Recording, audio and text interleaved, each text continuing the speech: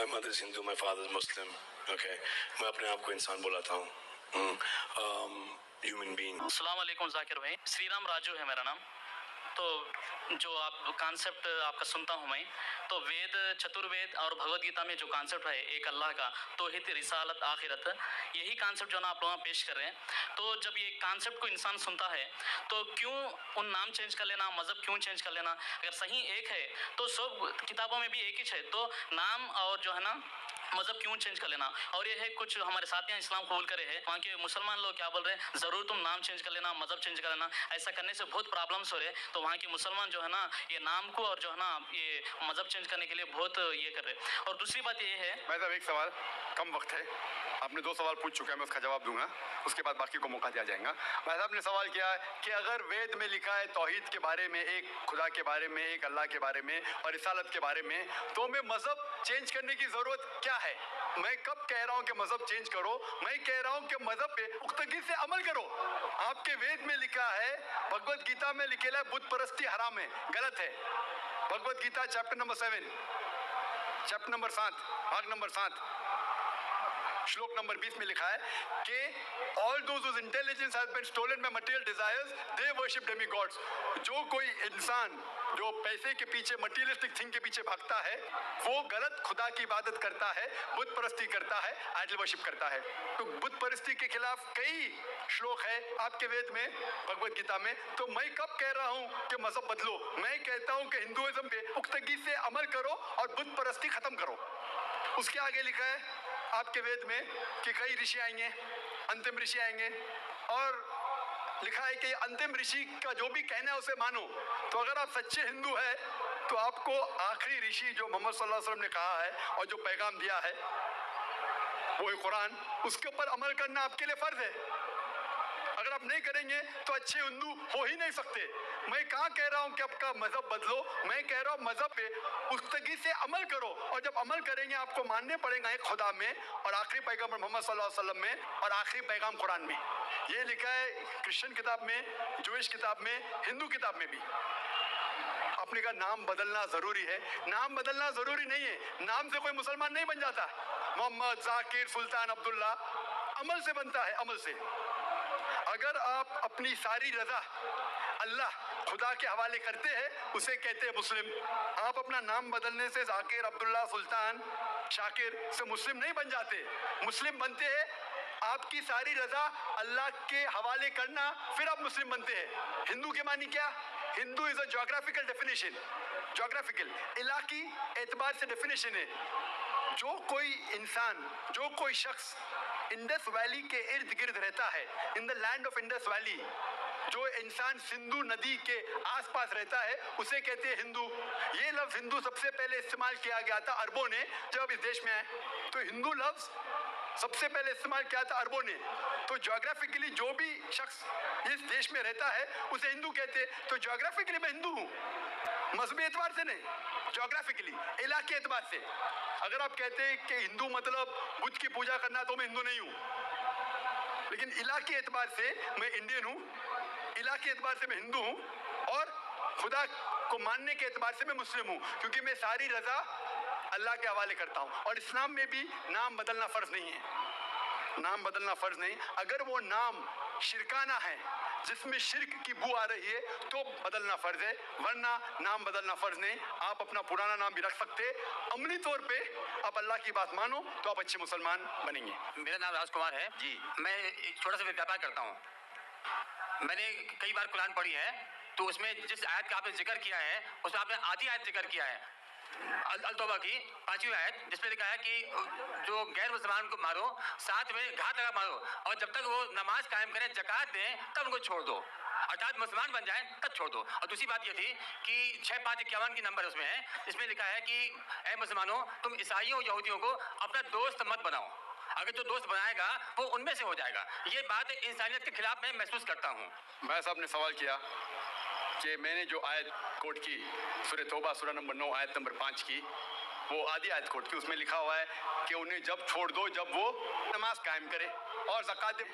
ये भी जो भाई साहब कह रहे, पूरी आयत का मैं हवाला देता हूँ।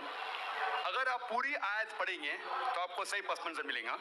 जैसे मैंने कहा था मेरी तकरीर में, हवाला तो दिया, आयत नंबर 5 में लिखा है सूरह तौबा सूरह नंबर 9 में कि अल्लाह सुब्हानहू व तआला मुशरिकीन मक्का को 4 महीने का वक्त देते सुधरने का, वरना ऐलान जंग। और जंग के मैदान में लिखा हुआ है कि जहां भी आप मुशरिकों को पाएंगे उनका कत्ल करो। Wait for them in every stratagem of war, उनका इंतजार करो और मैदान जंग में उनका कत्ल करो। लेकिन अगर वो रिपेंट करे, मतलब माफी मांगे, कई वजह है, अगर वो माफी मांगे, नमाज पढ़े और ज़कात दे तो छोड़ सकते हैं, मतलब वो इस्लाम को कबूल करे, या वो सिर्फ अमन चाहते हैं। तो कई ऑप्शंस दिए गए हैं। एक ऑप्शन है कि अगर वो रिपेंट करे, माफी मांगे, इस्लाम को कबूल करे तो भी छोड़ दीजिए, या वो अमन चाहते हैं और इस्लाम कबूल नहीं भी करे तो भी छोड़ दो। आगे आयत में लिखा, आयत नंबर 6 में, आयत नंबर 6 भी उसके साथ है ना, कि अगर वो अमन चाहते हैं तो उनको हिफाजत से ऐसी जगह पर ले जाओ जाके वो महफूज है। तो बहुत से ऑप्शंस दिए गए हैं। लेकिन अगर वो आपसे झगड़ा करना चाहते हैं मैदान जंग में तो उनका कत्ल करो। अगर झगड़ा करना चाहते हैं तो कत्ल करो, अगर झगड़ा करना नहीं चाहते हैं, बोलते अमन चाहते हैं तो छोड़ दो, अगर वो माफी मांगते, इस्लाम कबूल करते फिर भी छोड़ दो। तो कई ऑप्शन दिए गए हैं। ये कहना गलत है कि वो इस्लाम कबूल करे तो ही छोड़ो। कई आयतें आपको कॉन्टेक्स्ट में पढ़ना चाहिए। फिर से आप सिर्फ एक पार्ट ऑफ द वर्स निकालेंगे और कोट करेंगे, लोग को फिर से गलतफहमी होती है। तो ये सही जवाब है कि बहुत से ऑप्शन दिए गए हैं।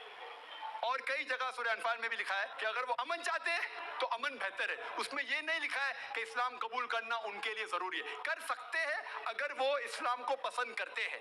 कुरान में लिखा है सूरह बकरा में सूरह नंबर 2 आयत नंबर 256 में 256, ला इकराह फिद्दीन, इस्लाम में जबरदस्ती नहीं है। There is no compulsion in religion. Truth stands out clear from error. हक बातिल से अलग है। हक, truth is clear from error. जो हक की बात है वो गलत बात से अलग है। हमें हक पेश करना चाहिए। अगर वो कबूल करे तो अच्छी बात है, नहीं कबूल करे तो भी कोई बात नहीं।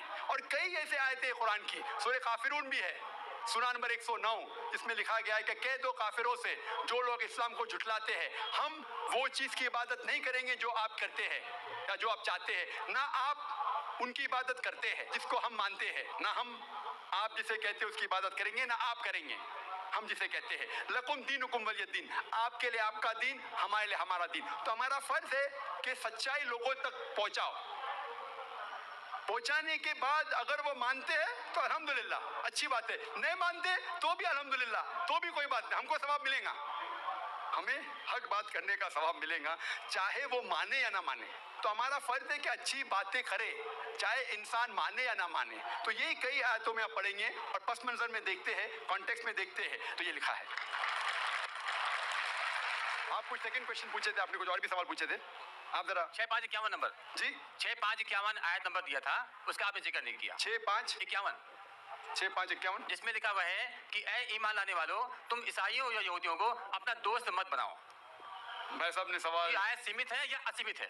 क्या ईसाइयों और यहूदियों को अपना दोस्त मत बनाओ, ये कौन सी आयत? 6551। लेकिन कुरान में लिखा हुआ है सूरह अल इमरान में सूरह नंबर 3 में 2 जगह लिखा है कि ये जो तर्जुमा कर रहे हैं कि यहूद और ईसाई को अपना दोस्त मत बनाओ, ये तर्जुमा सही नहीं है। सही तर्जुमा है कि do not make Christians and Jews your protectors in preference to believers। अगर आपके पास चॉइस है ईमान वालों के साथ और क्रिश्चियन और यहूद के साथ फॉर प्रोटेक्शन के लिए, जो लफ्ज तर्जुमा है दोस्त, friend is not a correct translation. It should be do not approach them for protection, मतलब अपने आप को प्रोटेक्ट करने के लिए बनिस्बत मोमिन मुसलमान के बदले यहूद और क्रिश्चियन की तरफ मत जाओ, ये लिखा है। उसका मतलब ये नहीं कि उनसे दोस्ती मत रखो, क्योंकि कई जगह कुरान में और आयतें आते, मिसाल के तौर पे कुरान मजीद में सूरह मुमतहिना सूरह नंबर 60 आयत नंबर 8 में लिखा है कि Allah forbids you not from being just towards those kafir, those non Muslims who do not fight your faith not drive you out of your home. Allah सुब्हानहू व तआला आपको जस्ट रहने से मना नहीं करता उन गैर मुसलमानों के साथ जो आपके मजहब के खिलाफ लड़ते नहीं और आपको अपने घर के बाहर निकालते नहीं। اور اس کے آگے لکھا ہے لیکن جو غیر مسلم جو کافر آپ کو آپ کے مذہب کے لیے لڑتے ہیں آپ کو اپنے گھر سے نکالتے ہیں تو ان کے پاس مت جاؤ پروٹیکشن کے لیے حفاظت کے لیے.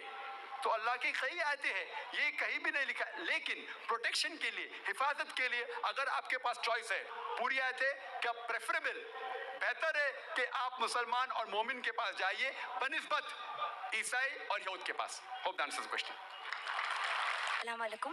I'm Divya Sharma. My question is from Surah 2 Baqarah and verse 223. Can you please explain me these lines? Your women are your tilth to cultivate, so go to your tilth as you will and send good deeds before you for your souls and fear Allah. Know that you will one day meet Him. Can you please explain me this? بہن نے سوال پوچھا ہے سورہ بقرہ کی سورہ number 2 آیت number 223 جس میں بہن نے پوچھا کہ women are your tilth treat them like your tilth. یہ جو قرآن مجید میں کہا گیا ہے کہ عورتیں آپ کی کھیتی ہے تو ویسا ان کا صحیح طریقے سے ان سے برتاؤ کرو. یہ آیت کے بارے میں آپ دیکھیں گے 222 پڑھیں گے. اس کا پہلے آیت پڑھنا امپورٹنٹ ہے. when they ask the concerning menstrual cycles جب وہ پوچھتے حیض کے بارے میں تو اللہ تعالیٰ فرماتے کہ حیض کے حالت میں آپ ان کے پاس مت جاؤ. During menstrual cycle do not approach them.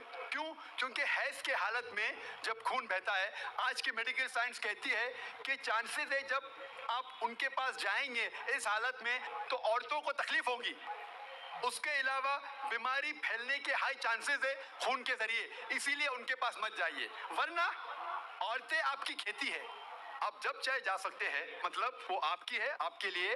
اور قرآن میں آپ پڑھیں گے اس کے پہلے سورہ بقرہ میں سورہ نمبر 2 آیت نمبر 187 میں کہا گیا ہے ہن لباس لکم وانتم لباس لہن. آپ ان کے لباس ہے وہ آپ کی لباس ہے. مطلب آپ کی بیویاں آپ کے لباس ہے اور آپ اپنی بیویوں کے لباس ہے. لباس کا مطلب گارمنٹس. مین مقصد ہے لباس کا کور کرنا پروٹیکٹ کرنا چھپانا بیوٹیفائی کرنا یہ کام ہے میاں بیوی کا. تو یہ آیت میں جو کہا گیا ہے menstrual cycle don't approach them and they are your tilth treat them as you can. اور اس کے اور کئی معنی ہیں جو medically we can prove. a land جب ہل چلاتے ہیں تو ہل چلانے کے لیے آپ کو بتایا کہ بیل کے پیچھے ایک سخت چیز ہوتی ہے لکڑی. اس طریقے سے آپ there are various different meaning that be careful. جو زمین رہتی ہے it is very soft, the soil is soft.